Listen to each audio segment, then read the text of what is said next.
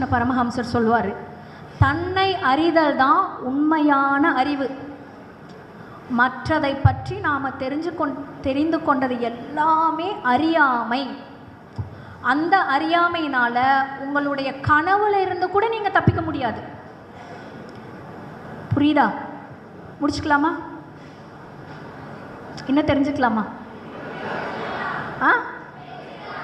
கண்ணா, 15 வயசாச்சு, 16 வயசாச்சு, 17 வயசாச்சு, நமக்குள்ள நம்ம குரலில் பேசிக்கிட்டு இருக்கிற ஒரு ஆள் யாருன்னு நமக்கு தெரியல. கனவுல மாட்டிக்கிறான். மொத்தம் இவனுக்கு 3 பேர். முழிச்சிட்டு இருக்கான்ல, அவனுக்கு ஒரு பேர் வியாவகாரிகன்.